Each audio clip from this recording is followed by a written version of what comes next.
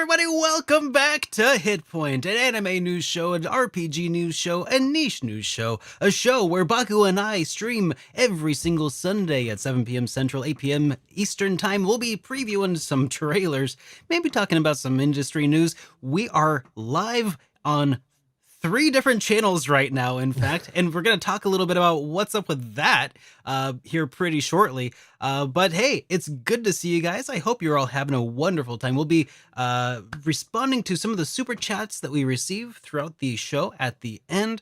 And otherwise, I think that about covers the intro. And you can hear me, I think, right? Hey, I think everybody can hear me. Wonderful. We nailed that intro. We nailed it. Yeah. Sure? I can see it on my meters. We're good. We're good. Oh man. So, how are you doing today, Baku? I'm doing great, man. Getting very excited to travel later in the month. I'll be stopping by New York. I'll be going to Anime NYC. I had a chance to review like 3 separate games last week, which is fun. Just a lot and one of them we'll talk about later in the show. So yeah, pretty good week so far. How you doing, man? Dude, I am just so hyped about something that I can't talk about. I told you a little bit about it before the stream. I mean, just, nothing, not too much, but just enough to get your curiosity piqued. And I can't tell anybody else about it. But I'm going on a secret trip here pretty soon to a clandestine meeting that I can't tell anybody about, and it's driving me nuts because I am so incredibly content hyped. creator. Sometimes is we need to learn how to keep secrets about a lot of things we can't talk about. And then when we talk about it, it's like, yeah, this was like a month ago that this happened, and now I can finally talk about it. It's like, whew. I know. Yeah. Dude, I was watching an episode of Marquez NKB HD the other day, and he was talking about this time that the FBI came and gave him a visit, but he couldn't talk about that for like 2-3 years or something like that. It's crazy. And I'm like, man, I feel that. And I really hope that it doesn't take 2 or 3 years for me to make a video about what's going to happen this week. But yeah, I certainly hope not. yeah, something will have gone terribly wrong if it takes that long. But otherwise, man, last week was rough on me. It kicked my butt. I got sick. I got, sinus congestions and sneezing all the time and just, are you eating cake? I am. Last week was my birthday, and I'm still eating birthday cake from last week. Yeah. Okay. All right. Just making sure my eyes did not deceive me. So I ended up not being able to make any videos all week, but luckily I kicked it. Whatever had me down, I was able to kick it before my big trip this week, and I am just ready to do all sorts of stuff. I was also, before the stream, I was playing and recording footage for another game that I can't talk about yet either.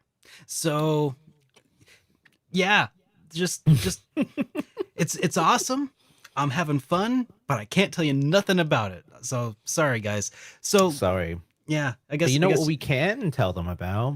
Some of the stuff, the comments that we got from last week. Oh no, I was gonna say we can tell them what we're doing with the channel. Or do you want to talk about it later? I was gonna do that after we respond to some comments here. I thought. Well, let's read some comments first then. Oh, let's see. When did I actually? No, you're right. I did put that above comments on. Wow, man, you really nailing it there, sir. I know. You've highlighted it. I'm like, I know, you laid it up. Sure, you laid it up for me too, and everything. It was such a great transition, and man, you know what? That's fine. You're right. So Derek, you know what you can tell them about? Our new HitPoint YouTube channel. Oh my gosh, guys, did you know? Did you know that we have another YouTube channel now?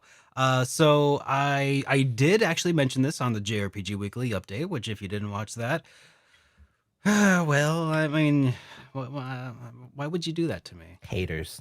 Gosh, man, hurting. It hurts. But I did talk about it on the JRPG Weekly Update, but essentially what Baku and I found, or what I found through some experimentation and through talking with other YouTube channels is that apparently leaving up all of the YouTube VODs from our live streams up from the last couple of years has kind of been sandbagging my channel for a while.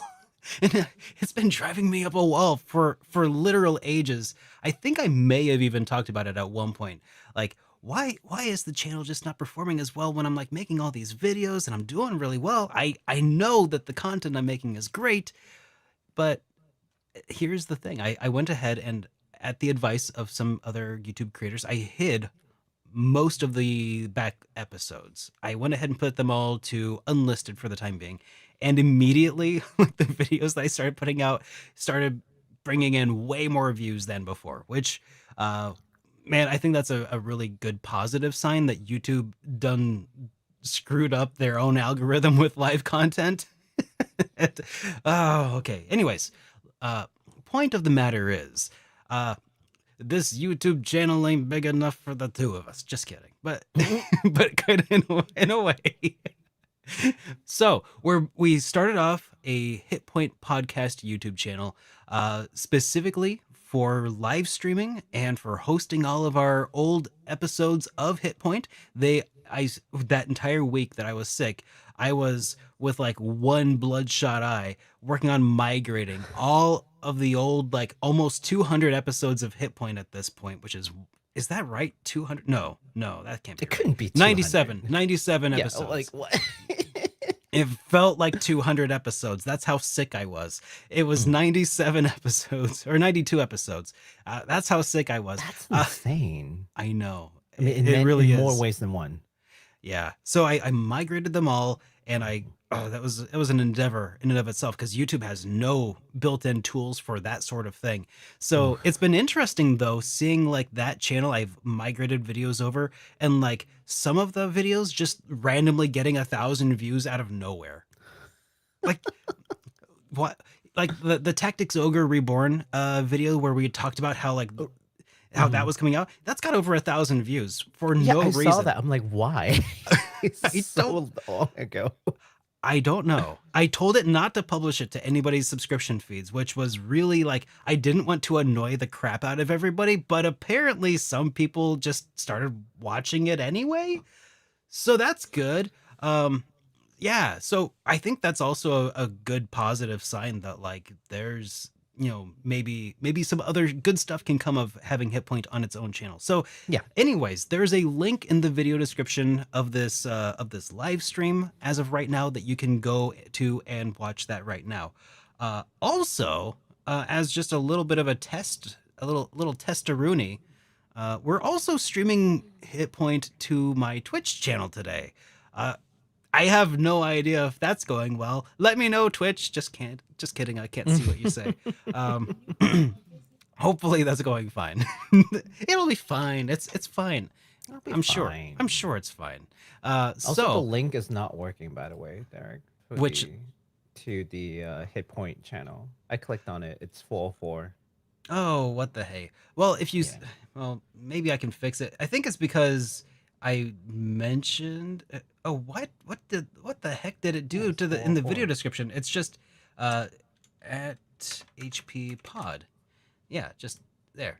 Save. There. Try that. That might need a refresh. But it's the name of the channel is HP Pod or at HP Pod. And and that's where you'll be able to find all of our old episodes.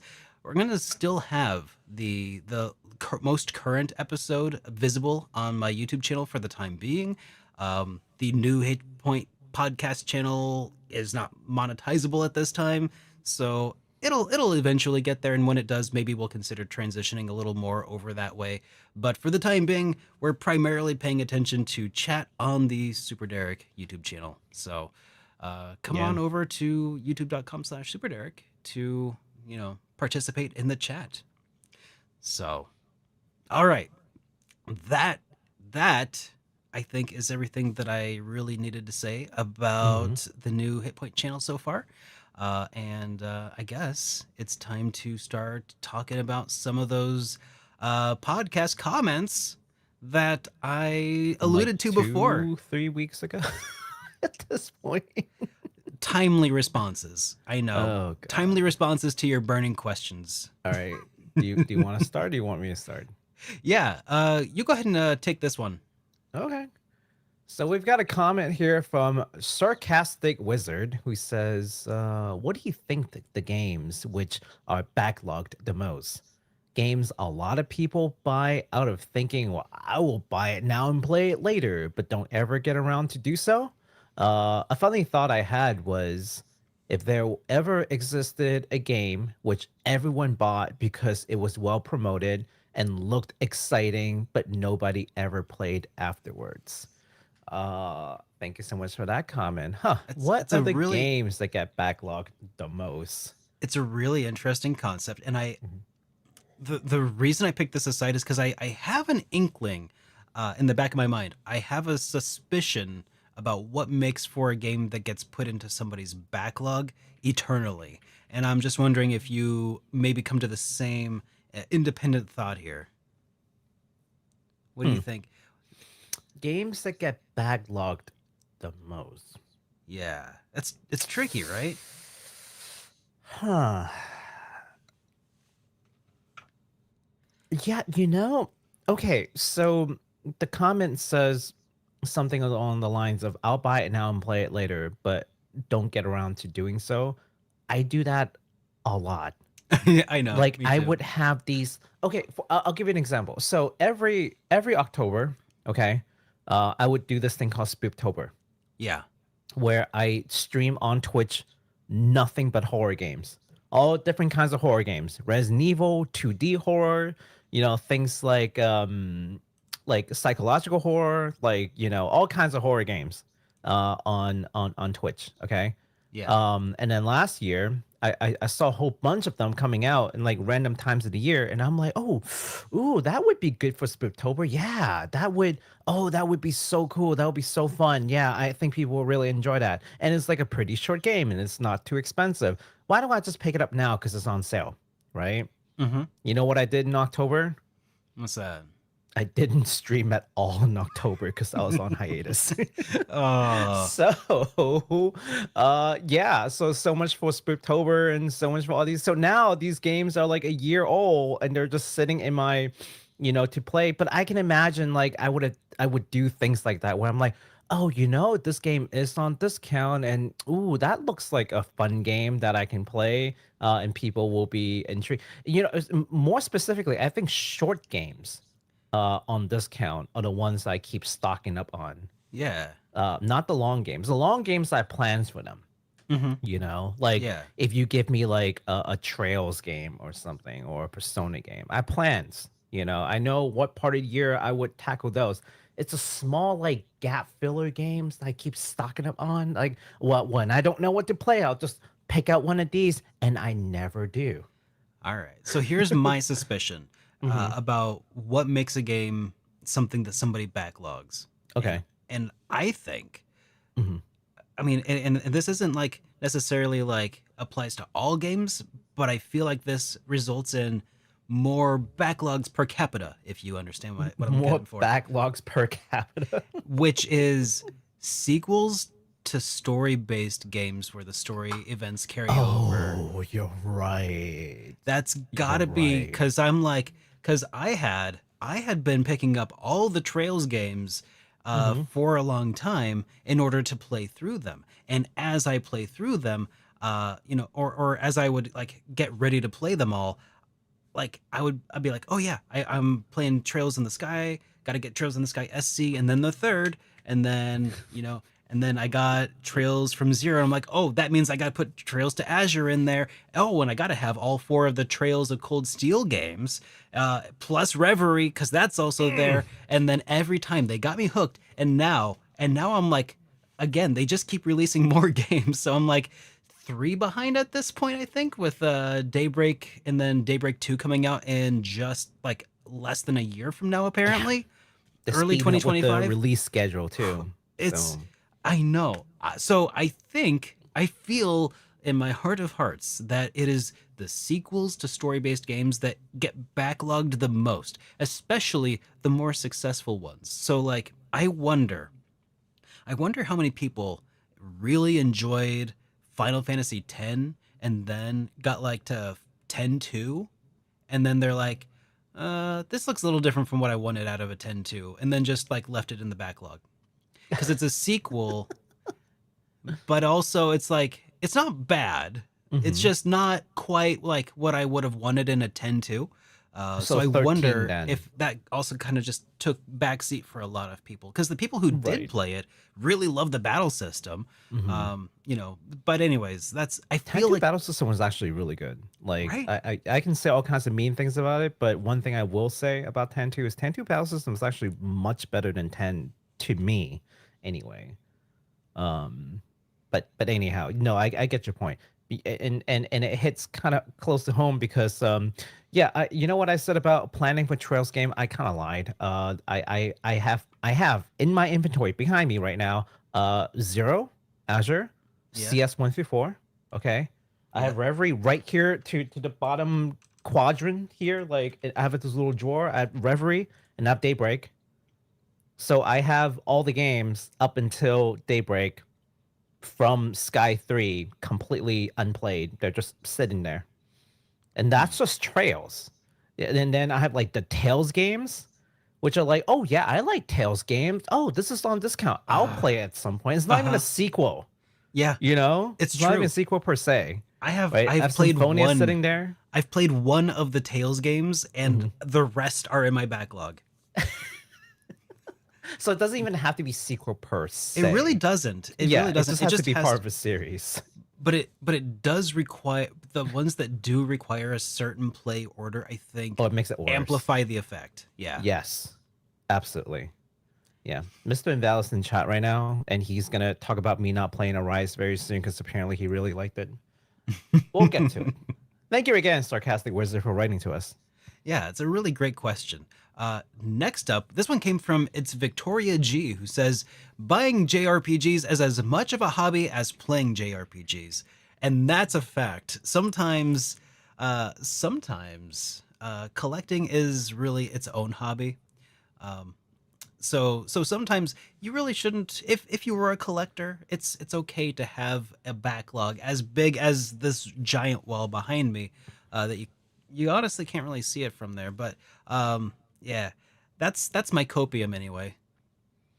I mean, especially physical collection, like it has the extra thing of being like a memorabilia, right? So Yeah, like that's true. It is Yeah. memorabilia. It's, you know, you can't play a figure like of your well, favorite. I mean, define Baku, there are children watching.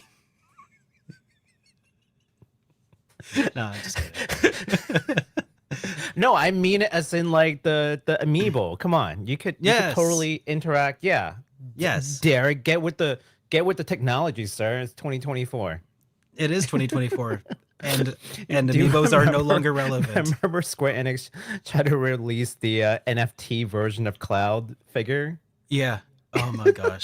But for real, does anybody is the amiibo scene still what it once was? Because I haven't heard any like hype recently about any particular amiibos. NFTs? Amiibos. Oh, amiibos. Yeah. Yeah. I mean, people still collect those. Do they? Apparently. Okay. Yeah. I remember like it felt like it was once upon a time just like a thing. Everybody was kind of like, oh yeah, I got like a couple amiibo, and then it's just kind of like, yeah, the novelty wore off. I'm waiting for the Xenoblade Noah and Mio amiibo because I just like Xenoblade a lot. But I don't know when that's coming out. I have the Mithra and Pyra amiibo, but those are the only amiibos I have. I don't have any other amiibos because I don't really Nintendo games, right? Yeah. I think the only amiibos that I have are there's a Wind Waker one, but then I got the NES one, and I knew I had to get NES because that's the closest thing to Earthbound merch as I'm gonna get here in the United States, and I had to support it. Yeah, but yeah, definitely buy those JRPGs, man. It is part of the hobby, just so you can look at it and be like, you know, you know what it's like. Because RPGs are so long, they're like books. It's like buying a book Yeah, and having it on and your then putting it in your bookshelf. bookshelf and then pretend that you read it. Yeah, that's another hobby of mine, by the way. I've been guilty of that. I would Hey, buy the hey, book I'll and buy then the book, listen to but the then audio version and be me like, too. I totally read that. I totally sat there and read the book. I mean, I know the content. I feel like that's Oh fine. yeah, I've Yeah, definitely read Ready Player One, Ready Player Two, and Armada by Ernest Cline. Of course, I read of those. course. Same with Yeah. Stephen King's Fairy Tale. Also, I definitely read that one. It's like It's on my shelf. it's You like know? buying like it's like buying the Lord of the Rings series and like have it displayed like the premium edition with Oh like the yeah, nice binding and the like showcase first it on print. like a shelf, but you've only watched the movie. Yeah.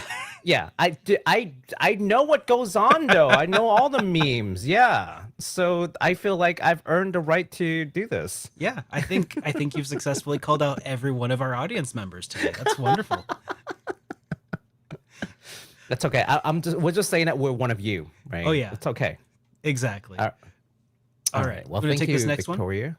Yeah, thank you, Victoria G. Last comment that we got, or at least the written ones, is from Kiger Use. I think that's how you pronounce it. Who says, "For me, I dropped off of JRPGs because they tend to be a lot of bloat. Before, when I didn't have money, JRPGs were great because they lasted so long. Now I can do barely. Now that I do lately, JRPGs always trying too hard to waste my time with extra things that bring nothing to the story, and I don't need to spend 2 hours in a dungeon to get to the next story bit. That is you'd be surprised, but that's more of a common story Mm-hmm. than anything else. And I think that So relatable. Yeah. yeah, I think they're trying to change. Like it's a behemoth of an industry, right? So they're Yeah. trying to change. They're trying to adapt. I think uh, the, the best answer, and if you watch the show enough times, you'll know what I'm about to say, which is that your best choice is actually play some indies because Yeah. indies are short to the point and they don't waste your time. It's Yeah. not like they can't even develop anything that is exceedingly long anyway, because that's the whole point of indies. It's like they don't have that kind of resources to waste your time. So They what? literally cannot afford to waste your time. Yeah, whatever they're going to do is going to be short and sweet and straight to the point. Maybe even too short for some people's liking. So if you don't like having your time wasted, play some indies. We've got a lot of great indies. We're even going to talk about this stream even, and we'll even talk about some games that aren't even JRPGs. That Mm. will potentially, that you may potentially be interested in. Mm. But if we're just strictly talking about JRPGs, I think, and not indies, I think the industry is changing. Like I think Unicorn Overlord is a great example Yeah. where they are going about it in a way that doesn't waste your time. Like each battle is like 5 minutes. Yeah. The longest battle is like 15 minutes, and that's like the final battle, That's right? nice. That's It really is nice. definitely not wasting your time. And it's very intricate. But you can spend as much time as you like optimizing, or you could just go with like the bare minimum, Hmm. even like auto like select things, and you can still get through. Like Yeah. you'd have a hard time, but you can get through it. I think Um, so one of the other bastions of like short RPGs that respect your time, at least in terms of like modern games, mhm, are actually the remakes of the classic RPGs, like mm, Live Alive remake or the Super Mario RPG remake. Those kinds of games that are essentially stuck and kind mhm, of bound by the original like cartridge limitations that made the games short back in the first place back in the day. mhm. Those kinds of remakes are also one of the last few places where you can go that just are not just full of ham. Play Trials of Mana. Play Yeah. Trials of Mana, the Oh yeah. remake. It's 100%. it's freaking great. How long is the Mario RPG? I've always wanted to ask that Oh, it's because like under 20 yeah, hours, I think. really, that Hmm. short? Yeah. Yeah. Huh. It's I a might give that a shot. And if you want to know more RPGs under 20 hours, I do have that top 10 that I put out not too long ago where I Mm-hmm. showcased a lot of them. Um, Now, before we move on, I have one more not from last week, but from our last podcast episode. We got a voicemail. We got a What? voicemail. Voicemail? I know. Here, I should actually do this. Here, let's hit that button there. So you can see the voicemail number that you can call. If you want to leave us a voicemail, we'll play it on the air or whatever it is, just like this one. Hey, Derek and Baku. This is Josh calling from Myrtle Beach. Why aren't people leaving you any voicemails? Well, here's a quick one for you. The recent announcements for the HD-2D Dragon Quest 1, 2, and 3 games have gotten me a bit hyped. We've seen the Live Alive get the same treatment. How likely do you think it will be for us to get some Final Fantasy games of that same era remade in HD-2D? I know we got the Pixel remasters, but that's not what I want. I want Final Fantasy VI in HD-2D. Yeah. Let's make it happen. Awesome. Well Ooh. put, Josh. Very relevant to what we were actually just talking about. It's almost as if I had planned it. I totally didn't, though. From Myrtle Beach too. You're in my part of the world. Oh. So yeah, but thank you so much for that. He raises a really great point. Keep your eyes peeled, folks, for the Dragon Quest 1, 2, and 3 HD 2D remakes, because those are also most assuredly going to be nice and short and very little on bloat. Now, as to this question, I think it's multifaceted, but I'll let you kick us off on this one, Baku. What do you think? I'll be honest with you. I feel like the game that will most likely let me take it a step back. There are two kinds of games that can get the HD 2D treatment. Yeah. New games or old games. New games obviously would That be about like covers it. Octopath. Right. No, and I mean, like, you got to look at it that way. I mean, it's obvious once I say it out loud, but you have to look at it that way. Like, and I two say that main because categories, that's how yeah. they're going to allocate resources, right? Like, do I want to make a new game or do I want to give it the treatment, right? So that's what you're competing against as far as like the probability is concerned of like a remake with HD2D. So Yeah. you've got the new game bucket, you have all your Octopath Travelers and all those things that they could potentially do, and any other new IPs they can potentially do in that style is on one bucket, competing for resources against remakes. And I think on the top of the bracket for the remakes would be Super Nintendo or early PlayStation games, because Yeah. they have the style where they're 2D and they can be made into that HD 2D format that makes sense. But it wouldn't be like the polygon stuff. Like, they wouldn't do an HD 2D Final Fantasy VII, for example. Like, I'm not saying they would, but that wouldn't make a whole lot of sense. So in the top of my list is actually Final Fantasy V, not 6. Final Fantasy V.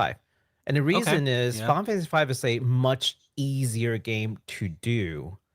There are only a handful, literally a handful of playable characters. Okay. You have a bunch of job classes, but in today's like programming technique, like, it's not complicated to make those. They will have to do a lot of pixel art, but I feel like with limited animation frame, like, again, it shouldn't be hard for them to do. It's a relatively easy story. Yeah. It's a relatively unknown title, just like DQ3. I mean, in terms of the West, that is. Of course, these games are legendary in Japan, but in terms of the West, they're relatively unknown. So it makes sense for them to do something like 5. It'd be a stepping stone, essentially, right? Yeah. 6 is what I would want to see, because 6 is my favorite game. So not to say that I don't want to see it, but I think it's not as likely as 5. 6 is going to be way harder. There are way more playable characters. There's way more story. It's just there's more content, Much larger scope, right? Yeah. But I feel like you're likely to get a 6 HD 2D remake and not like a FF7 remake treatment. They've talked about it. If they wanted to do an FF6 remake, like an FF7 remake, they basically said it's going to be like a 15-year like plan. Like, it's just, there's so much stuff in FF6 that it would take them probably 15 to 20 years to do at that scale. But they did HD2D, they might be able to knock it out in a single game, right? Yeah. Oh yeah. They would have to. So People would likely. riot if they didn't. Another possibility is like Xenogear, right? Um, Now this is Oh, more far fetched, okay. but there has been news recently that Monolith may be teaming up with Bandai Namco to, bring some what is it, Xenosaga? Xenosaga back. Yeah. We'll see. That's rumor though. Okay, so this is not news. This is rumor. Now, if providing that that's going along the way, maybe they can come back and do some Xenogear. I don't know. We'll see. You know, Um, Square has they have been rebuilding some bridges lately, it oh seems. yeah. A lot of the old y'all have to understand that like a lot of the old guards in Square Enix are being retiring or being displaced. Yeah. With this new leadership that's coming in, especially, Mm-hmm. like that's the whole point. The last president was kind of like the last holdout. And he was like super into NFT and AI and whatever the popular word is, because he wants to be like the hip kid in school, you know? Yeah. Yeah. Am I throwing out enough like terms for you kids to enjoy? Am I cool yet? I'm with the science. I'm with the technology. And then he got ousted, Yeah. right? Yeah. And then a new guy come in, and his background was not necessarily comforting because he's worked with these cutting edge technology.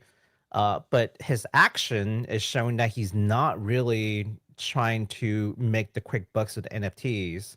In fact, that whatever project has kind of got shelved and then just fizzled out and be like, you know what, we cut out a lot of things, right? And they wrote their losses. They're gonna restart. So I think part of the restarting is not just restructuring, but like you said, rebuilding a lot of these bridges. So we'll see. Yeah. I feel like you could almost make a Punnett Square of the different like ways to go about remaking Mhm. RPGs at this point Yeah, and what kinds and like the benefits of each. Maybe that'll be a project for another day. But ultimately, I we should also totally feel do it. like, well, maybe not right now. One of the things though that I think is going to inhibit Square Enix's um, drive to do so right now is Mhm. they're still kind of milking the pixel remasters. You know, they've re-released them or are in the process of re-releasing them. Like what was it? Reprint. Is it Yep. 2 years late? 2 years later? A Is this year. It's been a 1 year year? and It some feels like change. Yeah. two, but okay. Um, so yeah, they're reprinting it and they're selling it again. This time, I mean, I don't think this is one of our discussion topics this week, is it? It is. Oh, okay. Well, we'll talk about But that. it's at the very, very end. That's okay. Okay. Well, Well, no, anyways, that's when we'll give people details on where to yeah, get them. But yeah. no, we can talk about it now. Okay. Yeah. But ultimately, though, the point is they're clearly still seeing this as a revenue generating resource that they have developed. Hmm. And to do anything HD 2D at this point with those games would certainly eat into those perceived Hmm. profits that they have yet to realize through their publication of the titles again. Hmm. Um, so that's one thing. That's one hurdle that we have to get through first. And I feel like with the classics, they would want to have some sort of cool down in order to not saturate or oversaturate the market with their beloved IPs that would Hmm. then devalue them. I feel like that's also, at least historically, as far as Square Enix is concerned, that's something that they've historically been mindful of. Kind of, doing the Disney Vault thing, where they'll put out something here for a little while, but then it goes back into the vault. Um, so when was the Final Fantasy VI Steam release? Do you know? I can look this up. I Um. Yeah, I don't know off the top of my head. But what I was gonna say is, if you look at Final Fantasy IV, they did the 3DS version, and then oh sorry, they did the Final Fantasy 3 in 3DS, and it was good. And then they tried to do Final Fantasy 4 in 3DS, right? And then I don't think it sold as well. Um, but the original plan was to do Final Fantasy V and Final Fantasy VI also on 3DS or some version thereof, right? So it's not like they don't want to do a remaster or a remake of those games. They've always wanted to. It's just time. Like if things played out for 3DS, they would have made Final Fantasy V and Final Fantasy VI 3DS remade already. It's just the reality was that it didn't play out in their favor. 3DS was kind of on the way out and it didn't sell well. So they had to rethink what they want to do with it, because they don't want to invest money in unless they feel like that it's going to sell, of course. But has it ever crossed their mind to remake those games? Absolutely, 100%. They're just waiting for the right time to do it. Yeah. Well, as Yeah. far as they're concerned, they also just did it, essentially. Well, Pixel So Remaster.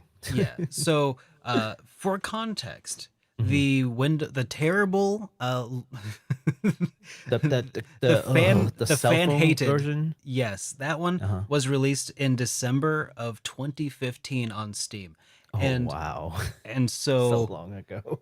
so that was yeah, and then the 9 years Pixel ago. remaster came out what, one, A 2 years year or two ago? ago, maybe. So if we extrapolate from that, like if we Mhm. assume that they have like a 6 year cooldown timer on this, in order to prevent them from oversaturating the market with their classic IPs, you might not see a Pixel remaster until 2030 at the soonest. Is my like my pessimistic worldview coming into play here? I think. Mhm. Well, maybe before 2030, because if we 6 years from the previous time they released it. But then again, this is Yeah. still an ongoing monetization, so Mhm. it could go on even longer. Who knows? It's hard to Yeah. say. It's hard to say. But It is hard to say. I feel like they shouldn't wait that long, though. I'm in I the agree. opposite. Yeah, I don't think they should wait that long because the the hype, the fervor to see these remaster and remake of Super Nintendo and PlayStation era game is like now. Now is hot. We're Yeah. already shifting from Super Nintendo into PlayStation. When we start seeing like Star Ocean being remade, we're shifting into PlayStation territory, Hmm. right? The low like the not low res the 2D Super Nintendo PlayStation titles, like they're getting remade. Before you know, it's going to be like PS2 games are getting complete remakes, Yeah. right? PSP games are getting complete remake. You may already lose that window opportunity to really, do the game justice. So I don't know. I feel like if they are going to do it, now is the time. Announce it now. Come out with it in 3 years, right? Yeah. So I But I just digress. I don't know why they decided to do Dragon Quest. Like, what? Why are you doing Dragon Quest? I mean, I'm It not still gonna complain about it. baffles me. I'm not um, complaining. I do love me some yeah, Dragon Quest. And maybe that's part of it, is that it is yeah, a historically very successful game franchise in Japan. And right. this is a way to recapitalize on the glory days of Dragon Quest, cuz I don't know if that success in Dragon Quest has continued quite as much since, the transition to, maybe I feel like Dragon Quest was like huge. Dragon Quest Hmm. 1, 2, 3, even 4, uh they were massive in Japan upon Yeah, release. Since then, I don't know. 5 is fantastic. It's stellar as 5 is well. amazing. Yeah, Um, 100%. yeah. It's goated for sure. Um, and then I think around 6 is when public opinion kind of starts shifting, as like, it was Hmm. kind of downhill after 5, but Yeah. except for 8. I love 8. Anyways, going way off topic. Uh, Yeah.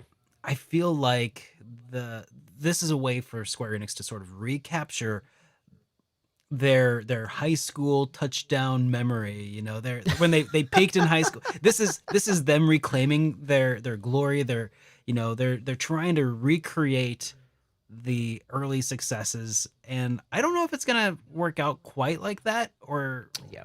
but I don't know, we'll see. I have my suspicions. I'm certainly hyped about HD2D DQ, but from a business standpoint, I feel like it's probably not the best title they could have chosen to put all these resources in. But it may be more of a long play. Maybe they're trying to really establish DQ in the West, and maybe the way that they feel like they can do it is to have like a reboot of some kind, because they're doing 1, 2, 3, right? So that's like a reboot, and like really introduce this series to the West and hope to find a market for that.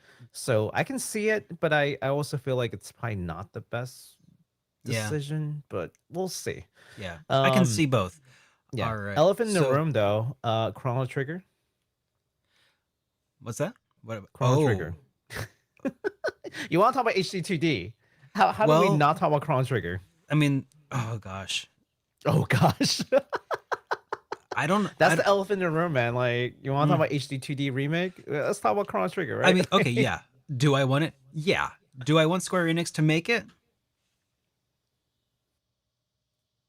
if they do if they give it the Octopath Traveler treatment, people will eat it up. You know it. Yeah. Yeah. Yeah. Yeah. Yeah. Yeah. They'll eat it up. It would be so phenomenal. I would absolutely love it. But let me just remind you that we should be careful what we wish for, because we did eventually get a Final Fantasy VII remake, right? Massive air quotes on that, and the reception on that has been so mixed, and I fail to see a way in which Square Enix could have made a Final Fantasy VII that could have lived up to the hype. Like maybe making an actual remake would be a good start, but even then I have this sneaking suspicion that a lot of like the real super fans of Final Fantasy VII would pick the nits out of that thing, to hell and back. Yeah. Any deviation from the previous game would be hyper scrutinized to an inch of his life. Yeah, it's a weird behavior. So anyways, I'm sure, I mean, and Chrono Trigger has so many fans that I would absolutely pick some nits myself if they did anything that would like harm or disrupt my perspective of my beloved Chrono Trigger. So I think that there's a lot of us out there. So I'll say one more thing about remakes, which Yeah. is slightly slightly different from the HDTD talk. Yeah. But remember that Square Enix also has the Legend of Mana treatment for remake games. Look at Saga 2, Romance in Saga 2. Yeah. That's done by the Trials of Mana team. So it's not like H2TD is the only option when it comes to remaking games of that era. They have true. other avenues. They do. So just keep in mind that's even if they were to remake it, it might not necessarily be HDTD. Absolutely. Yeah. All right. I think we've talked enough about this voicemail so far. But hey, if you guys want to leave us voicemail for us to ponder over for a while, be sure to do so at 785-337-3805, and we'll play it on the air, and we'll go off into the weeds for a while. So don't be shy. now Let us hear your voices. let's talk about some of the new games that were announced. Yes, let's do let's that. see. All right, I'll start with this one because oh boy, I have a lot to say about this one. Okay, exciting. I'm All curious. right. I was telling Derek about this in the pre-show, and I'll tell you guys about this too. Let me start by saying this: there's a non-zero chance for us to miss a game in our news cycle. There's a lot of games that comes out. Sometimes we leave them out on purpose because of editorial decision, like we just don't have enough time in a day to go through everything. Sometimes we really do, like it really did fell through the gap and we're like, oops, I meant, like we would have talked about it, we knew about it, but we didn't. So all the people who like write to us and say, hey, there's this new game that came out. Well, I do appreciate the reminder, right? Because sometimes it does fall through the crack. Less often is when a game falls through the sorry, the crack, falls through the crack Yeah, yeah. of not just us, but all the other game publications that I also review to make sure that things don't fall through the crack. So I would read maybe 9 or 10 different game publications, and maybe sometimes a game will be featured on 1 or 2 of them, sometimes all of them. And I'll review them. I would aggregate all of it, and then we'll tell you guys about it, though at least the ones that we think are cool, right? Yeah. For whatever reason, though, this game that I'm about to tell you has 0 mentions on any publication that I follow, but it is an absolutely gorgeous game, and it's free on Steam, and I don't understand why there weren't any coverage. Now, okay, you could say, well, maybe the game is not that great. It's got so many overwhelming positive review on Steam right now. Yeah. So it's not like people haven't played it either. People have played it. The reviews are overwhelmingly good. It's free. It looks amazing. It plays really well. It's got a pretty interesting story. Did I mention it's free? But it's absolutely 0 mentions. Like I looked at all the usual suspects when it comes to like these game news sites, 0 mentions. Weird. Search Google, just nothing. So the game is called Illusion Carnival. It's an action adventure game from the developer Kiz, K-I-Z, that has you playing a colorless lost soul trying to escape this eerie and whimsical pop-up book carnival. It's a horror game, all right. Oh, but not like, yeah, it's a horror game in a same sense as like, I don't know, maybe like Yo Mawari, for anyone who knows what Yo Mawari is. Take a look at a video. You'll see what I mean. All right, let's take a look at this. Baku, you're just trying to make quite the intro I gave it, I'm sure. All right, let's make sure this works. Okay.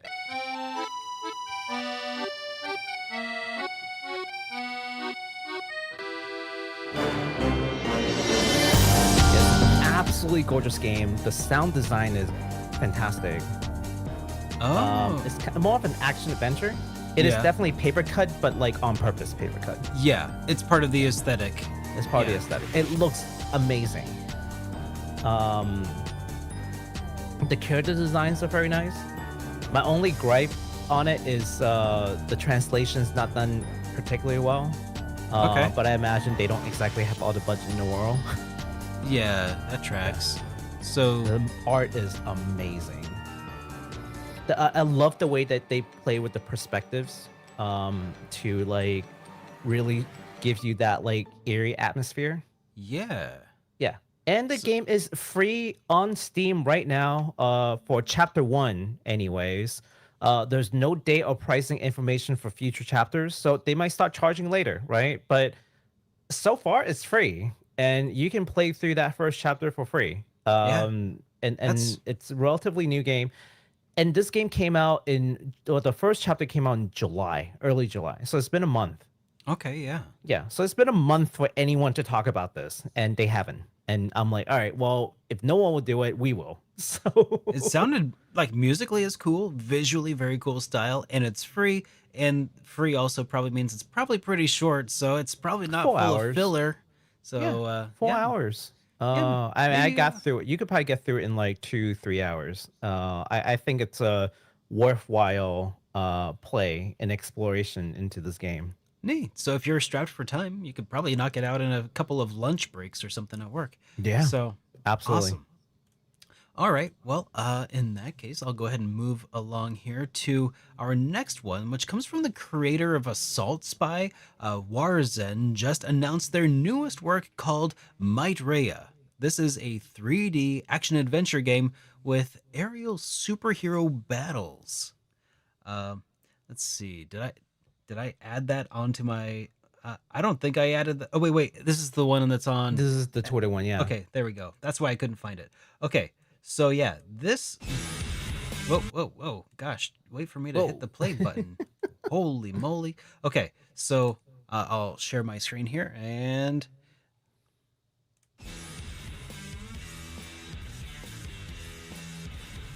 So this game here...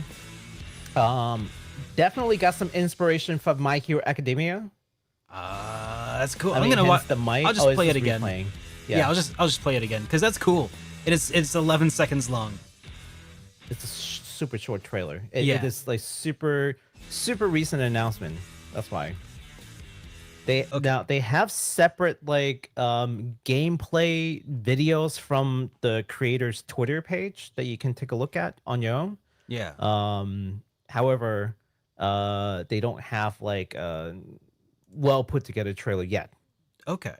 So yeah, it's still very early in its development, and it's being developed currently just for PC via Steam, as far as we know.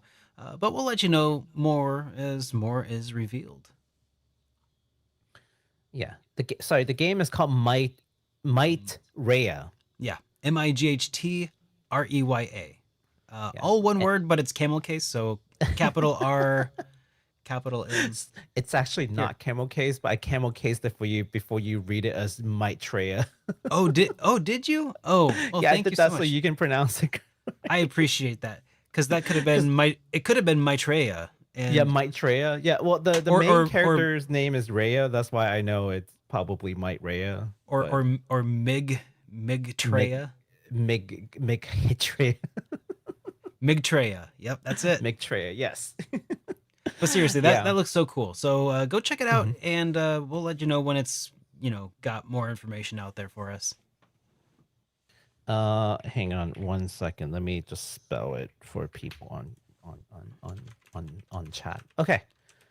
Yeah, we'll definitely come back to this, I think, because I'm not like a big My Hero Academia enjoyer. It's kind of past my time. Like I'm done with I'm kind of a fan of Lemillion. Yeah. I think as far as MHA characters, there's just something about Lemillion that I tend to gravitate to. I can't quite place it. But yeah. But I do appreciate the aesthetics, and they're trying to make like a superhero battle game. That looks cool. That looks fun. Yeah, it's super like what's the word? I think they're going for like very outlandish and like very extravagant battles. Like I think that's cool. Okay, moving on. This is a game that I had really enjoyed, and I want to share with you guys more about this. This game is from Kodansha and Tokoron Yori. They just announced a 2-player puzzle adventure game called BOKURA Planet. Let's take a look at the trailer real quick, and then I can tell you guys more about this. Okay, sure. Let's play that. So BOKURA, which is out right now, is a exactly 2-player action adventure game or puzzle adventure game where 2 people from 2 different screens will see 2 completely different images, and the 2 of you interact with each other in ways that you don't expect, and that's BOKURA, and it tells like a very unique story. It's got some really cool puzzles. Now this is from the creator, and they're calling this BOKURA Planet, which will also require you to have exactly 2-player. It's not like optional 2-player. No, it's exactly 2 players. You it's must like have there are like some other games like that. There's this one, I don't know if you guys ever played these, but like there's that like one jail escape game where you have to play, like each of you play as one of the characters, and you have like 2 perspectives, and you have to help each other out to escape jail. There's another game called It Takes Two, which literally takes 2 player to play. This is similar, except is 2D, and you see like different things on your screen, completely different screen. You have to, and so I say, for example, if I'm playing with you, Derek, you would see something completely different on your screen. I don't see your screen. So we have to communicate and work together. Like you have to explain to me what you're seeing, and I have to explain to you how to solve a puzzle. Interesting. Right? So that adds to like that communication. That's part of the gameplay element. Like if I can just see both screens side by side, I can solve the puzzle very easily. It's like that other game called something about like not blowing up, where like one person is looking at a bomb puzzle and the other one's looking at the manual. Imagine something like that, except without the timer and no one's dying from a bomb blowing up. But it's a similar concept. Like we see different things. We have to communicate to each other in order to solve puzzles. Neat. But it's like platform, and it was super fun. So this is their new game. Now this is going to be released early 2025. So if you've got a friend, especially ones maybe that are like distance from you, and you just want to play this, over like a Discord chat or something, I highly recommend it. Bokura is I so much fun. I don't have any friends, especially Yeah, sorry, ones who are Derek. distant to me. All right. Does that cover about everything you wanted to talk about on this one? For Bokura, yes. Okay. All right. In that case, Paper Sword Games have announced a new time-traveling turn-based RPG called Saveseeker. You play as the hero's daughter, Emer Adet, who I hope I said that right, who will Hope travel so. the world and recruit enemy bosses that her father had previously defeated in order to stop the hero from destroying the world. What? I Let's am check so this. sold on the premise already. But go on. Yeah, let's check this out.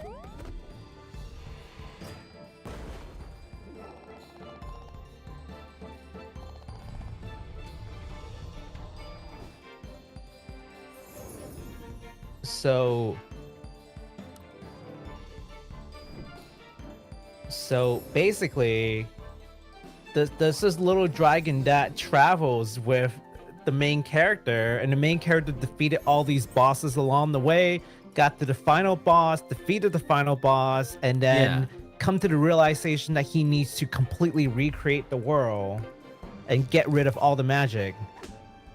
So then the little dragon's like, well, hold a darn second, sir. That's not what we agreed to. So then the little dragon's like, all right, I got it. There's only one person in this world who can talk this man out of destroying the world, and that's his daughter. So the little dragon went back to the daughter and be like, hey, your dad? Yeah. The hero? Yeah. He's trying to destroy the world. So then she's like, well, that won't do. This looks cool, man. Did it get your attention, Mr. Derek? Yes. Indeed it has. The character design looks really good. The story premise is like, you've got me on the premise. I'm like, do tell. Tell me more about the story. I already have a sneaking idea of how this might end, but I am here for it. Mm-hmm. Man. There you go. This game is called Saveseeker. That's cool. I have it wishlist immediately. Yeah, guys, make sure if you see anything that looks cool, it immediately. I was gonna say, if you guys see anything that looks cool, make sure you wishlist it because it's super helpful to all those indie developers. And also, just a quick reminder that we will be responding to super chats at the end of the show. So if you posted one, we'll get back to you soon. Yes. All right, and now this is slated for a release sometime in 2025 for PC via Steam. Yeah. So during the pre-show, I was telling Derek that one of these games that I've added in there, I think will pique his interest, and this was the one. So was I right? Are you interested in this? My interest has been piqued. Yeah, it's definitely caught my attention. I just really I really like these stories that plays on conventions, right? Yeah. The convention is that the hero will go through these and then save the world, right? So yeah, but what if we flip the script on this? What if the whole basis is just that, but we flip the script? Yeah. And then the hero is like, yeah, no, it's just kidding, gonna totally destroy the world. Like what? Love it. I love things like that. And this is why we love indies, because indies will do things like this, whereas big companies will not. Unfortunately. Yeah. And I feel like certain kinds of games are able to do these sort of things when they're lower commitment. Like if it was like a 20-hour experience that happens to have some sort of twist on things, that would be cool. But if it was like 100-hour game and then you find out later that there's this big, subversion of expectations toward the end, that would really be I don't know. It might sour you to the experience. So it's cool that you can do that on a smaller scale sort of deal. Yeah. I'd say use it as a test bed, right? But I think big companies benefit from paying attention. Yeah. You know. For sure. Yeah. Okay, well, thank you so much, Mr. Dare, for covering Saveseeker, and now we're moving on to this like rapid fire, you know, maybe announcement of games because Playism. I don't know if you guys ever heard of Playism, but Playism brings a lot of like relatively unknown indie games from Japan, and they just sort of like bring it to the world stage with like translations and publishing help. So I think they're really cool. They brought a lot of I mean they've been around for like maybe a decade or so, and since inception they brought a lot of games that otherwise would have never made it to the west, with full translations and whatnot. So that's why I'm very excited. They did like a game show 3 days ago, so a lot of these games are things that may have been talked about before, but now we have more solid like gameplay and dates. So we're gonna go through some of those, starting with a 3D action game from a Taiwanese developer, Crimson Dusk, called Homura Hime. The prototype of this game actually dates back to 2018, when the developer was just a student. So now, like 6 years later, it's been picked up by Playism, and we actually have a release date or release time frame at least. But yeah, but let's take a look at it. It's a gorgeous game that you didn't think a student just started making. All right. Yeah, let's check this out. I've got to say, all these Playism games, they all look freaking gorgeous.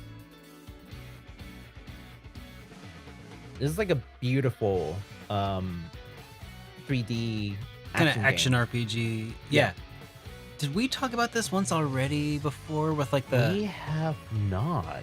Really? Because it's Okay. again, it's one of those things where like you don't hear about it, but then Yes, I remember like that. Playism comes along and has the budget to like translate and market. I talked about this one. I talked about this in a JRPG Weekly Update, I Oh, think. you did. Yeah, just me. Just me. You did. I mean, as in like we didn't talk about this on HitPoint. Yeah, not on HitPoint. Yeah. But Homura. Yeah. Yeah. Yeah, I thought this that looked was, super familiar. Yeah, this was from this started in 2018. The prototype started in 2018. So Yeah. 6 years later, it's finally coming to fruition. I'm super excited for it. It looks great. Yeah, it does. It's a really good, sweet looking game, and this is gonna do out like early 2025 for PC via Steam. So wish list it, guys, if that interests you. In fact, all the games that we're gonna talk about. Awesome. All right. So let's see. Yeah. Okay. So this next one we're going to talk about is a 2D top-down action game called Outrider Mako by developer Azamondo Games. Play as Mako, who got isekai'd into a strange world. In order to return home, she must work as a courier at a delivery center that delivers items to the gods of the world. Yes. And yeah, let's check out Outrider Mako, because this is this sounds adorable, but Dude, also look at like this. what? These arts is freaking amazing. Yeah. It's got a little bit of like Spirited Away feel to it with all the yokai. Yep, that immediately came to mind, but then I didn't want to just be like, oh, it's at a, But I love yeah. the style. Like, that looks so cute, but also really I got a good feeling about this. It looks like it could be really fun. it's pretty fast paced, it looks like.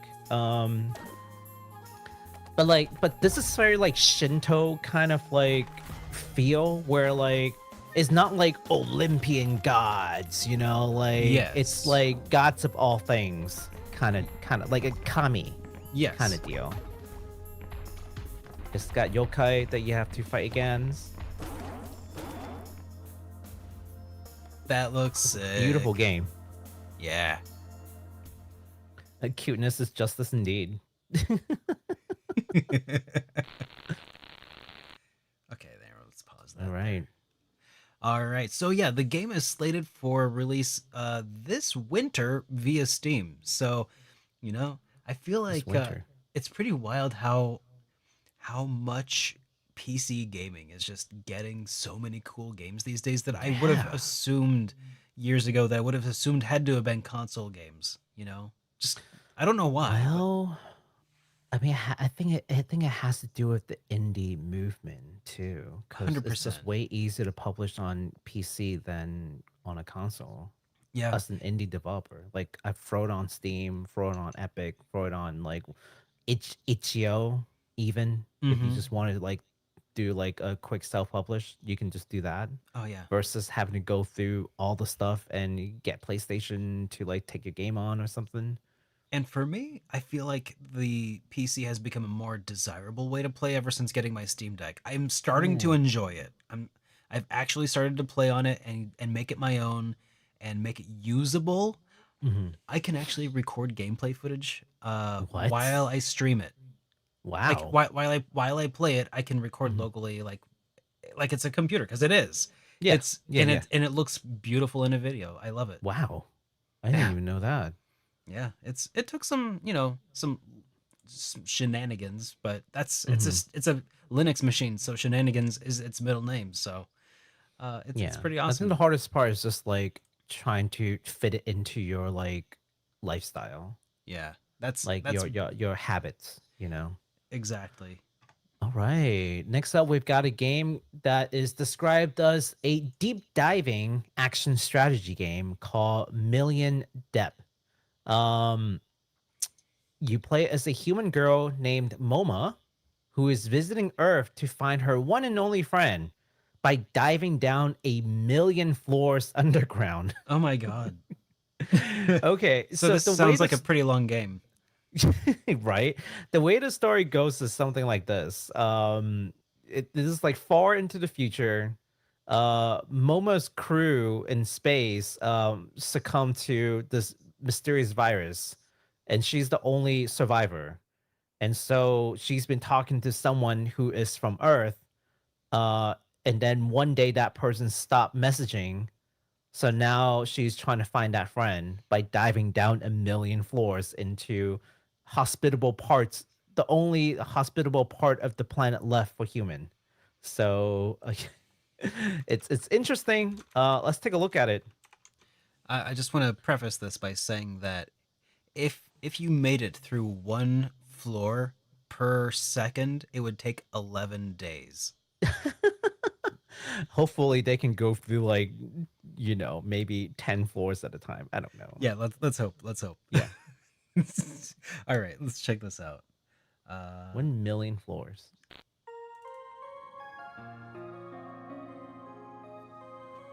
All the games that we're gonna showcase are all like really good looking. I think Playism already did like all the work for us by picking a bunch of really pretty games to publish. I So I think it's you're not right. hard.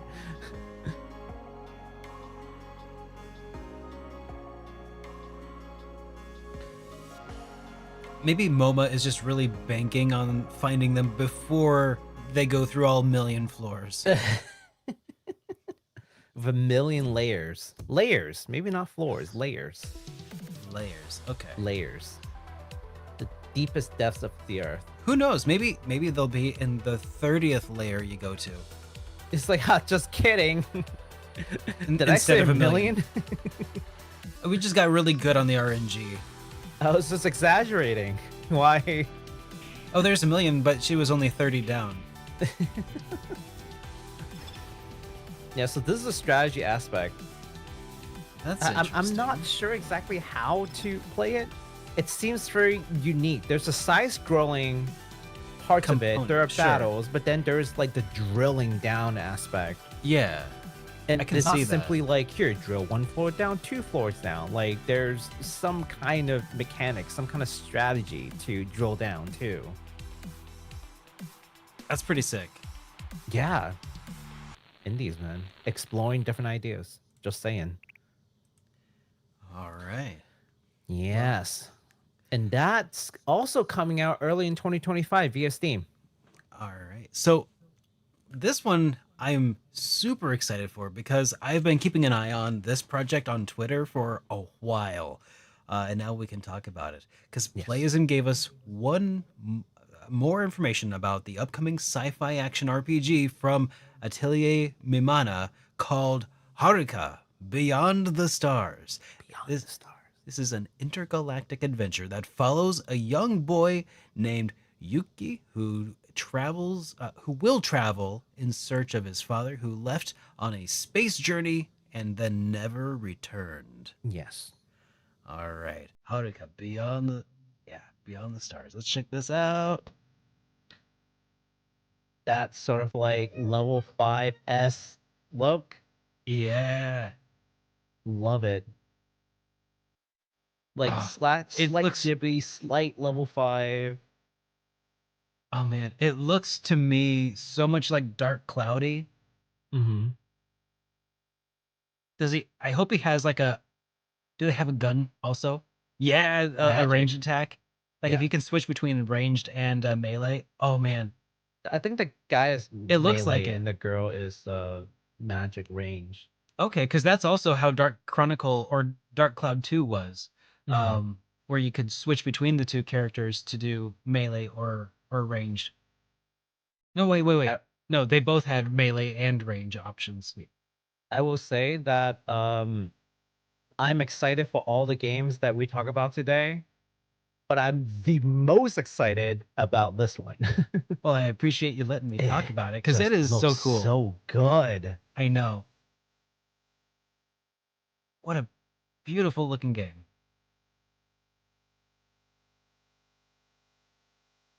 Like that trailer, man. An indie game? What? Right? Oh yeah. What? This is an indie game.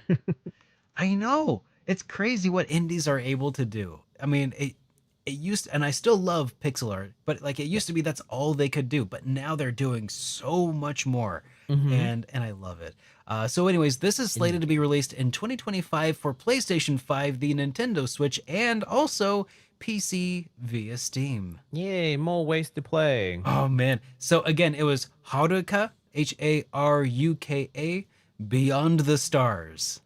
Yes. And also all the titles, as we mentioned, and we always do this, by the way. I don't know if you guys notice, but we update the comments later on and give you guys links to the videos that we show and, you know, the names to the games. So along with timestamp whenever our buddy Freddie can get to it. So just maybe for some new viewers too, like here, after the show ends, maybe like give us a day or so, go click on the comments. You're going to see the name of the game that we're talking about, the video that we showcase, which is also a YouTube video, and also timestamps. They're all going to come later. Okay. Yeah. So let's talk about the next one. If you're a fan of Metal Slug and Contra, man, I think we've got the right thing for you. From the developer Gray Fox Software, we've got ourselves a 2D side-scrolling, super fast-paced shoot-'em-up called Nitro Express. Oh, okay. Cool. I was gonna say that doesn't sound RPG-ish at all, but it must be cool if we're gonna talk about it. Oh yeah, no, all these games are dope. All right, let's check this out. Like I was debating if we want to talk about it. I'm like, no, it's Anime Girls. Of course we'll talk about it. Well, of course. Anime Girls. Of course we have to. It's Anime Girl Contra. They found the one thing that can make Contra even cooler. just give the giant guns to Anime honestly, Girls. I think it looks a little bit more Metal Slug. It does. But I love the pixel art. Oh, man. That does look cool. Oh, there's numbers on screen, so yeah, it's an RPG. Oh yeah, that's totally it an shows RPG. how much damage you're doing. Look. Yeah. Oh yeah, HP meters. Yep. Yeah. This is an action RPG, guys. Oh yeah.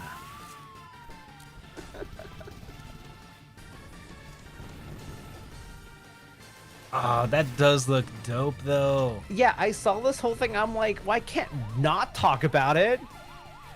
It just looks so cool. Yeah, Nitro Express. Nitro Express. Oh, that's cool.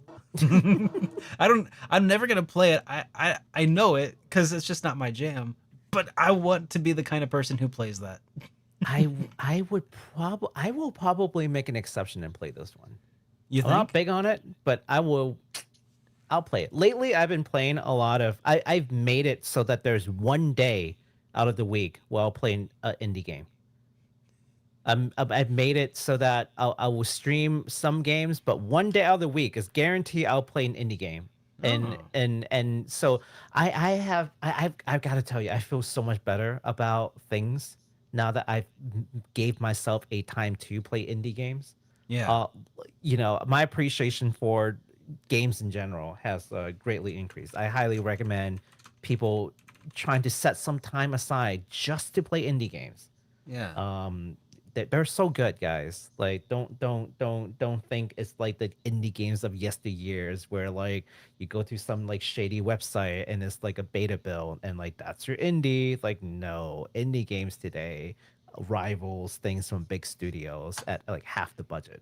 That's true. Now, it doesn't look like they have a Steam page up just yet, unfortunately, but it is due out sometime in 2025. So, yeah, maybe we'll tell you more when we know more about it. Heck yeah. All right. So, All right. Well, this next one is for you, Mr. Derek. Yeah. It's your favorite. okay. So this last game is not a new game per se, but rather a free upgrade to an existing game called Misao. Misao is a cult classic among the RPG Maker horror games from 2011. Oh, thank you, Baku. In You're welcome. 2017, it got a definitive edition released onto Steam, and now, 7 years later in 2024, it'll get an HD upgrade. Yeah. Oh man. So actually I'm a little stoked about this because this is the sort of deal that I liked about Corpse Party, but let's see if this holds up. Okay.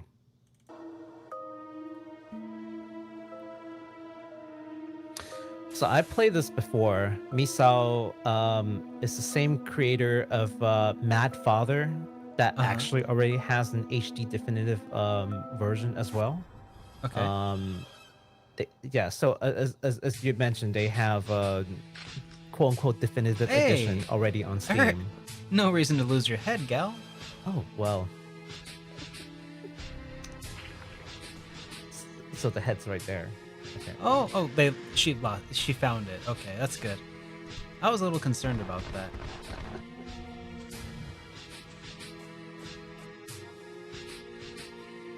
Ooh, spoopy. It's looking spoopy. Yeah, I played this on stream before. It was Oh. it was good. I liked it. Oh wait, it's still going. Yeah. But it had like it was like a 3:4 aspect ratio, but now they've got the 16:9. Oh man, Yeah. moving on up. That's so cool. So yeah, the upgrade will roll out on the 15th, which is just a few days from now. Everyone who owns the game already will now get the HD upgrade for free. The price of the game will go up after the upgrade to, oh gosh, this is a little, ooh, it's a pricey game. So it's going to go up to $9.99. So steep. if this game is of interest to you, you might want to pick it up now for just $3.99. That's because it's going to, it's going to line go up. They're doing a sale right now for they're doing a sale right now. If you buy the game today, is $3.99 and you get the free upgrade. That's If cool. you wait until after the upgrade, the game becomes $9.99. So I'm like, Yeah.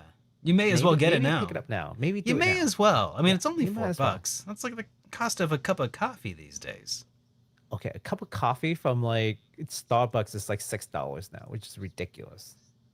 I meant like a basic coffee, Small like house like coffee. a drip coffee. Yeah, Yeah. like the kind of coffee you might get at, like, I don't know, if you like roll up to a country kitchen buffet and you're like, I don't know, just give me a McDonald's. coffee or something. Like, I'm about to I'm about to eat this all you can eat buffet. Just give me the coffee. It's Oh, $4. the pitchforks are coming, sir. All right. That concludes our coverage of Playism Game Show that occurred on August 8th. I hope you guys enjoy the games that we had to talk about today. We've only got 2 more games to go over, and these 2 are quite the bangers, actually. Just when you thought that you've seen it all.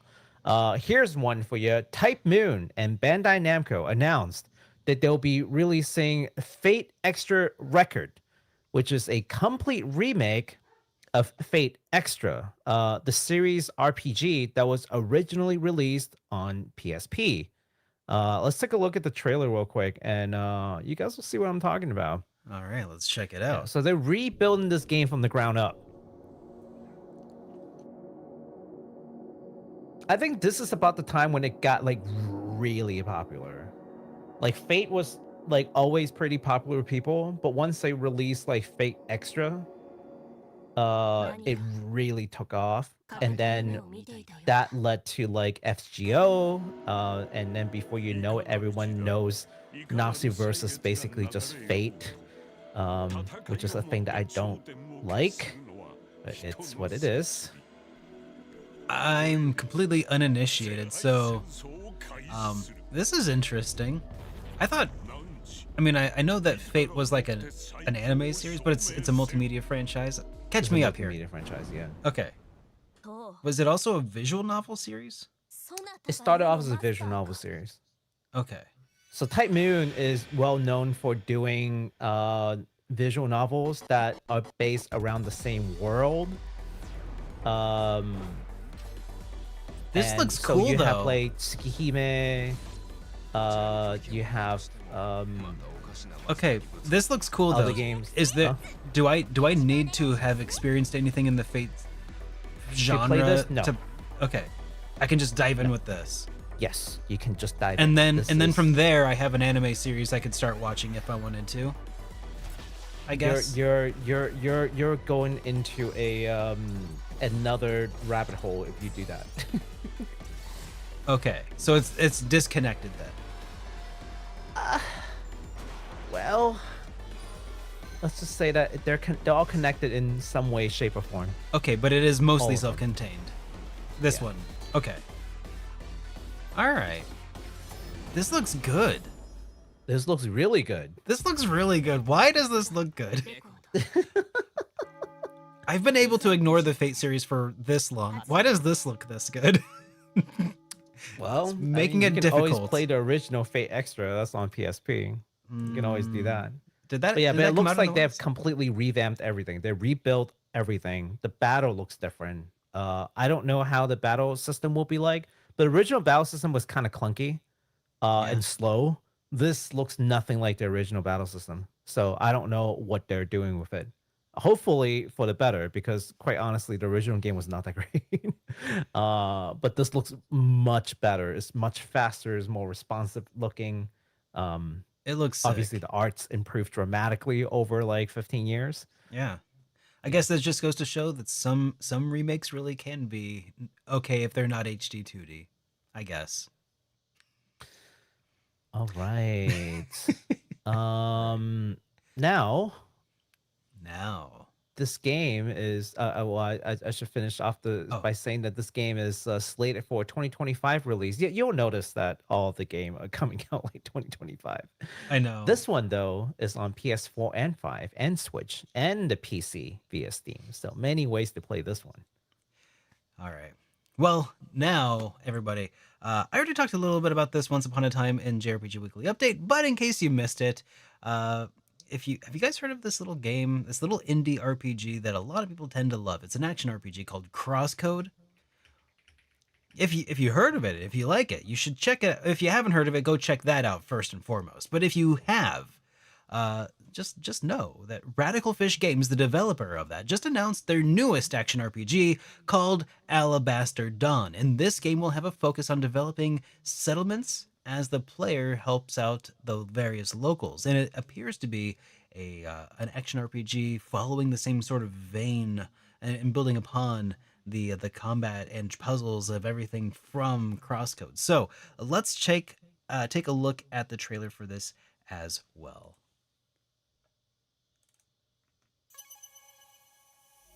It makes sure that you know it's from the creators of Crosscode.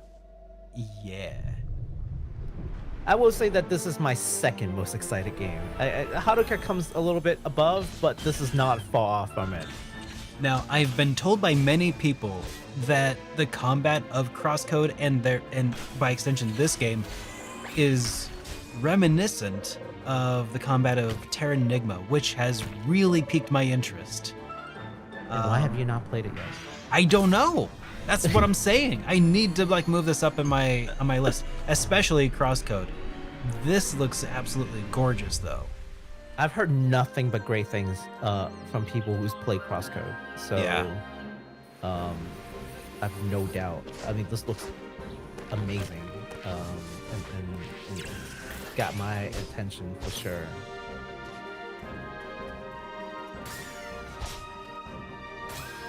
Yeah, this is the kind of game that I would really sink my teeth in like the Super Nintendo, PlayStation era.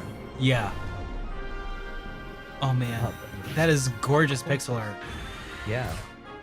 Ooh, you got some like East kind of situation going on there, locked in and then fighting a boss. Okay. Oh man. Wishlist it now. Yeah, guys. Go wishlist it. That. Oh man, that's very exciting. So there's a demo planned for 2025 with an early access launch in early 2025 for PC via Steam. Yes. And nowhere else yet so far, but Yeah. you know. Well, that's what they're planning on right now, from what I can find.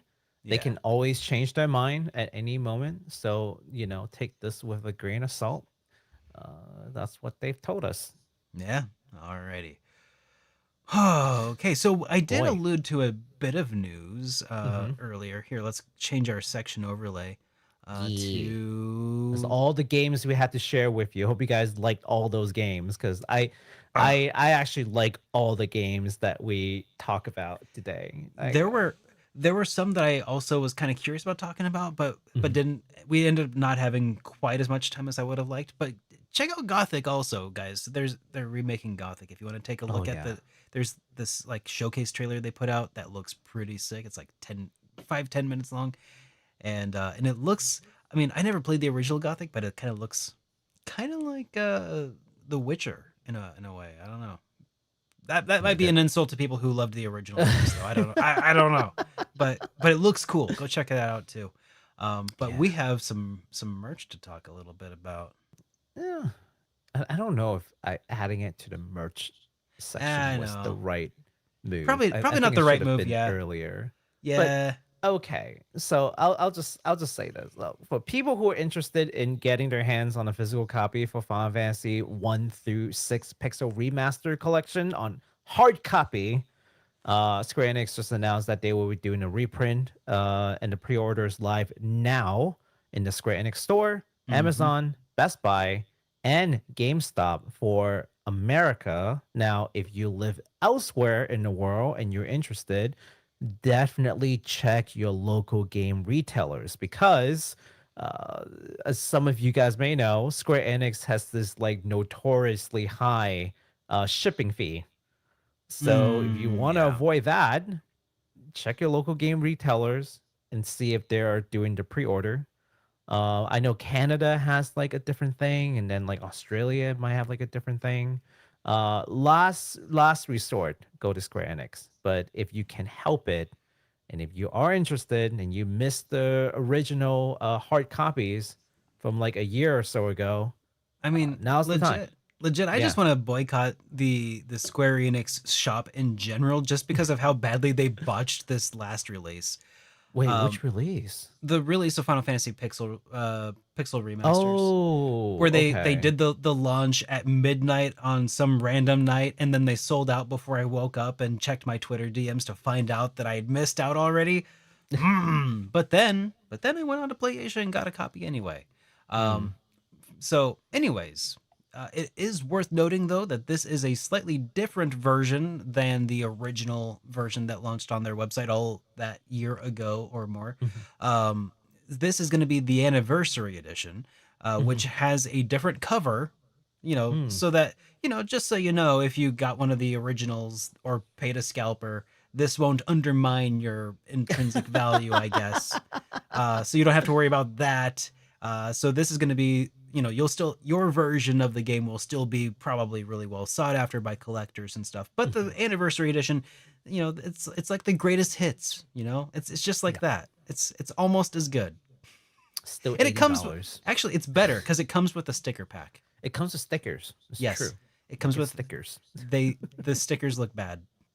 I have a question for everyone. Okay, like serious question. Okay, serious question. They sometimes give free stickers in video games, especially when they're like limited edition. Oh, here's a sticker pack. Has any one of you actually used the stickers for anything? Please let me know, because I have not. It is the least useful thing of all the limited edition extra BS. It's cute to look at, but I have never, not once, used these stickers. Like And I don't think I ever will. I always want to sticker bomb something. But I never have anything that I want to sticker bomb. Yeah. That's the trouble. Like, I could sticker bomb this laptop, but then it's like, but then the laptop has all these stickers on it. It's The like, irony. I know, right? Like, part of me is like, keep everything pristine and keep all of my stickers, where they go, and make sure that they retain their value. But the other part of me is like, man, sticker bomb stuff looks cool. So you got to do it with like stuff you don't care about, with stickers you don't care about, and then what's the point? Okay, so about stickers, right? Now, Yeah. I've not used any of the limited edition game stickers, but I have bought like stickers from conventions. Yeah. Okay. And you know what I did with those stickers that I bought from convention? And they're like bigger. They're like maybe like yay big, right? Sometimes I tape stuff on my wall, and sometimes like I'm not careful about it and it like rips paint off the wall. So I slap a sticker on it. It's like a band-aid. Like, I'm not repainting the wall over this little thing. That way, So when you just peel stick the a sticker sticker on off, it. you have an even bigger patch of paint that you need to redo. I'll deal with it when I'm willing to, when I'm ready to sell the house. It's fine. Like, that's years down the road. I don't need to paint this thing. You should just slap a sticker. You should legitimately just use band-aids then. Just The what? just use a band-aid. Oh, just put an actual band-aid on it.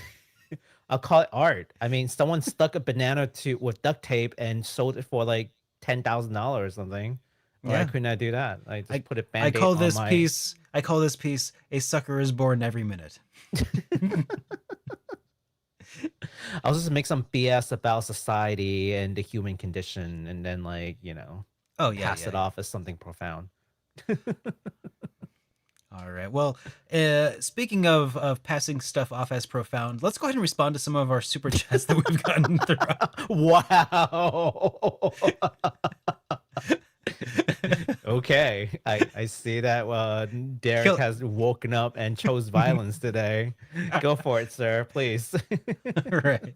So we got a super chat here from Still Alive who says, utilizing my RPG backlog randomizer, chose Legend of Legaia for me as my next JRPG to play. It's my first time playing and was wondering if you guys played it and can offer any non-spoilery noob tips. I don't remember playing it. No, I never did. I remember distinctly, it is one of my most requested games to review of all time, and every time I hear about it, I'm just like, part of me in the back of my head is like, I've never seen anything about this game. It can't be any good. Just kidding. This was, I'm sure it's great. I'm sure it's great. I'm sure it's great. I've heard about this game quite a bit. So but this happened during my gaming blackout days. Well, I was busy doing something else, and I wasn't playing a whole lot of games.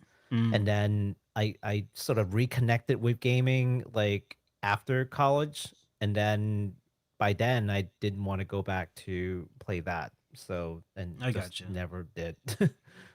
Yeah, I Yeah. do want to make my way through it again, and I hear that it's a pretty short RPG as far as Oh, PlayStation goes. okay.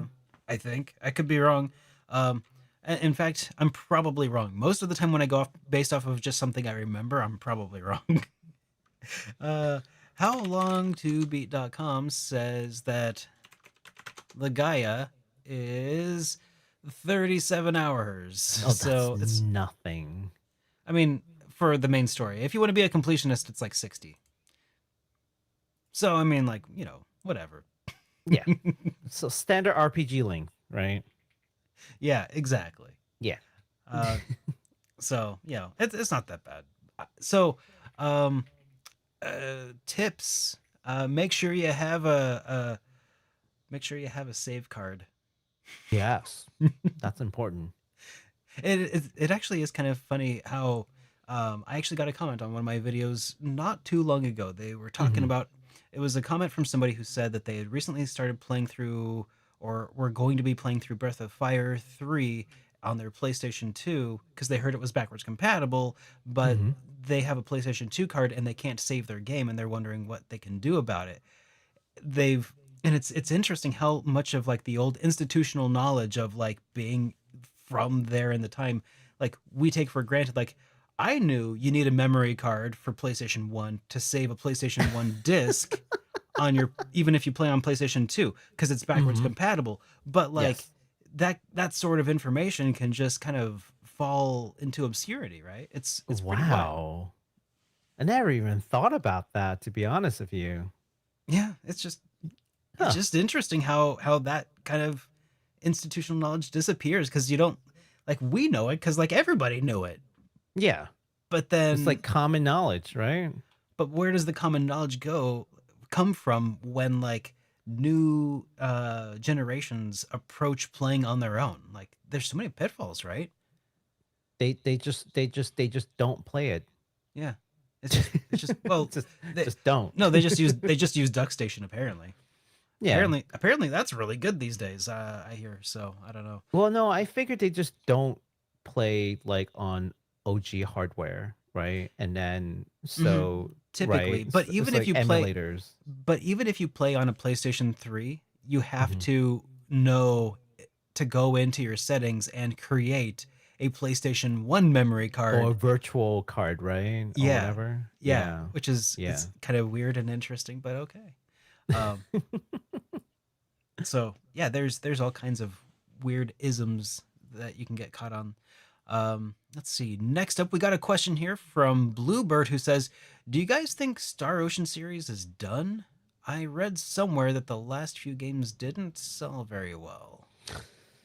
I don't think Star Ocean is done, especially because the HD-2D sold well. Yeah, that went really Yeah, well. the remix sold really well, so I don't think it's done. I At just least think that maybe try Ace's time with Square Enix might be done. that was, I think, the underlying kind of operator there. It Yeah. was like, because depending on who you ask, Tri Ace kind of is Star Ocean Hmm. in some major ways. They, Yeah. as I recall, and again, don't quote me because my memory is Hmm. terrible. But maybe Baku can correct me if I go off the rails. But Hmm. as I recall, they were originally part of Team Wolf. Not Teen Wolf, but Wolf Team. Hmm. Working on like Tales of Fantasia and stuff. And then they kind of split off and started working on their kind of competitor game. Um, Yes. so in a way, this is sort of like their baby that happens to also just be owned by Square Enix. The IP is owned by Squaresoft. So like the Hmm. developers behind it are no longer there. But then again, you could say the same thing about Final Fantasy, right? With oh my god. Hang on a second. Okay. Amy was just hammering up my door wall for a minute there. Um yeah. So anyways, yeah. Yeah. Yeah, I don't know if what's the fate of Star Ocean, to be honest. I feel like they've kind of shot themselves in the foot with Mhm. I've said this so many times. I feel like they've shot themselves in the foot when they release Star Ocean 3. I won't go into it, but certain writing has led them into writing themselves into a dead end. Even though Oh. Star Ocean 3 was very well received, that basically meant that there was a lot of things they can no longer do in Star Ocean 4. So when Star Ocean 4 came out, it's almost like they kind of set them for failure in some ways. There's a lot more that has made 4 not as successful as it could have been, but one thing that I feel like had happened to it was starting from already Star Ocean 3, they've already kind of like, you know, shut some doors, let's just say, as far as like possibilities is concerned.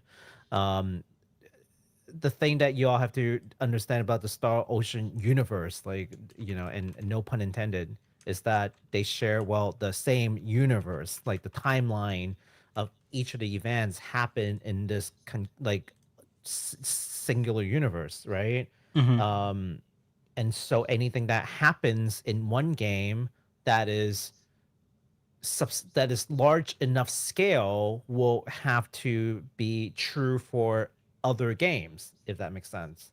So it's not like they can just write something in one game and be like, oh well, the next game can just ignore that. It's like, no, that the part of the charm is that it is one cohesive universe.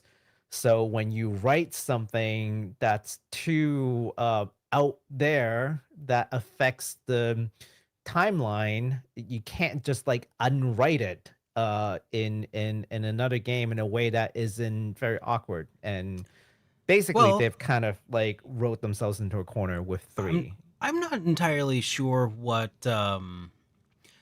it is that you are referring to, but if there's one thing that I know Mhm. about RPG writing and seat of the pants style writing, there's nothing that can't be fixed with a little time travel multiverse theory.